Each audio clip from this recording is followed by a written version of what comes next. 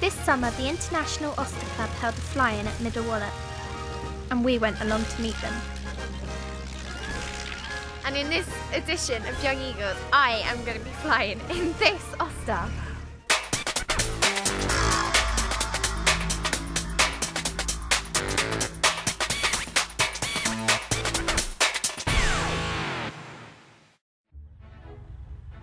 The International Auster Club brings together owners and pilots of historic Auster aircraft. The Auster came into military service during World War II as an air observation platform.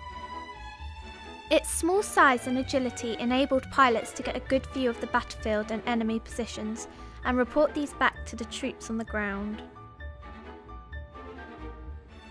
The club members have met up at Old Sarum Airfield where they are preparing for the short flight to Middle Wallop. And I am going to be flying with them. And this is Peter, who has offered me a lift. And while we are preparing for the flight, Callum is already at Middle Wallop checking out some World War II technology.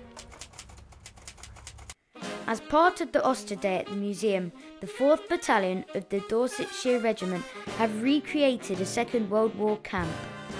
And I'm having a look at some of their equipment. This is the .303 inch caliber Mark II Bren gun. This was made in Canada. It's a light machine gun. There was one per section. Magazine holds about 28 rounds of ammunition, which is fed into here. It's quite a heavy weapon, about 19 pounds in weight, I believe it is, if you want to try holding it yourself. Wow. Heavy, isn't it? So why is it called the light machine gun? It's because it is light. It's one per section was carried. Bigger machine guns, like a Vickers machine gun, would be called a heavy machine gun, which would take a couple of people to operate and to carry all the bipod and all the bits and pieces around. But because this is a one-man operation weapon, they call it a light machine gun. I was looking over there earlier, and I seemed to realise there was a phone over there which looked quite big. This one here? Yeah. Yeah, this is actually an American phone. The Americans supplied these to us under Lend-Lease. A bit different to our normal mobiles now. They're a lot bigger, aren't they? Yes. It's got an extendable aerial. It's not a very long range. It's only about a couple of miles. To operate it, you would press the button on the side, and you'd hold it to your head, press the button, talk, and then wait for the message to come back. It's hard to imagine a world without computers or mobile phones. And MP3 players are a lot smaller these days as well.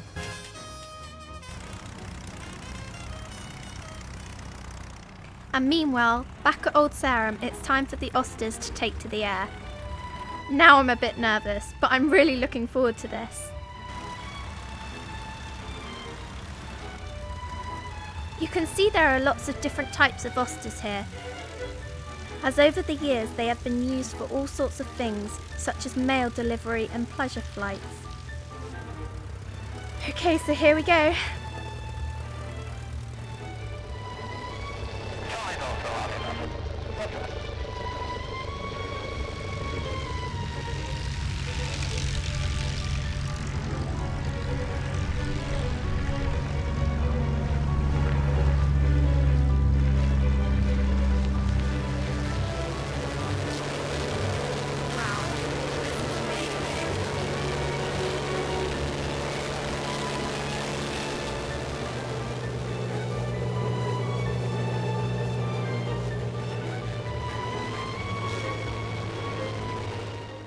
So while Hannah makes her way to Wallop, I'm checking out some of the planes that are already here.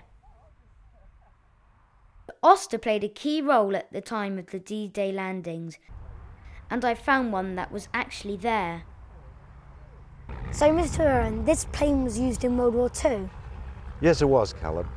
It landed in France, in Normandy, just after the landings of D-Day, and then it followed the army through France, into Holland, and then eventually all the way across Germany until the end of the war. It looks quite sort of like flimsy for a warplane.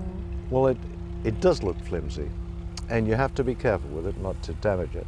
But if you see the way that all these tubes are, they're just like in a racing car, some old racing cars, the tubes are positioned to make the whole structure very strong. It's like a roll bar. Exactly, that kind of thing.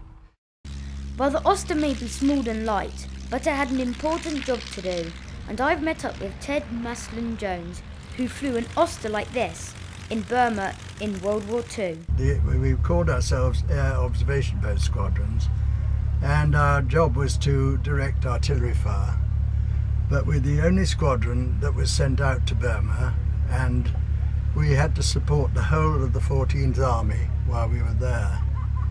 So apart from directing artillery fire, as we gained experience over the Burma jungle and the plains of Burma later on, we were increasingly required to assist with all sorts of things like helping to find lost patrols, looking for water in the dry season, and I think the ground forces thought that we were especially useful having these light aircraft that could take off from very short runways to help with the general running of the war. So you won a couple of medals in Burma, so what were they for? The first one, it all started when I flew out to an island which was about 20 miles off the coast and landed on the beach and met the commanding officer of 44 Marine Commando. Their plan was really to make an amphibious landing on the coast and to press on inland towards a range of mountains which was about 15 miles away. So that I was able to range the artillery all the way down the area that he was going to invade and then watch the results of the artillery fire.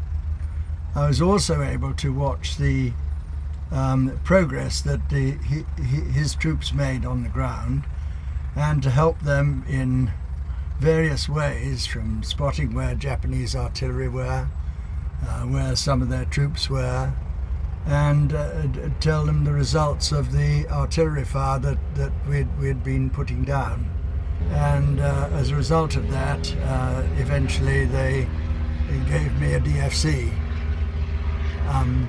The second medal came much later on in the war. Our troops were held up by very tenacious Japanese infantry.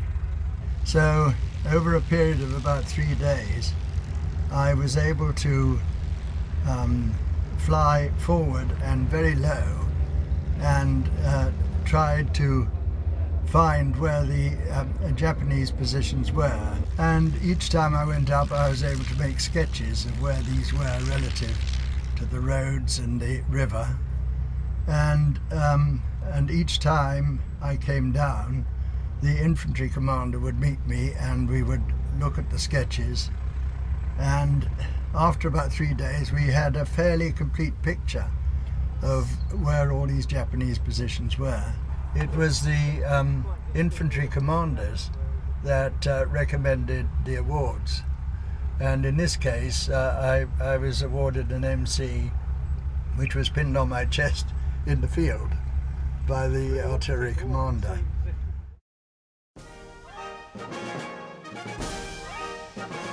So the Auster may be a small plane, but it has a big reputation. And in its military and civilian models, the International Auster Club is helping to preserve both the planes and their place in history.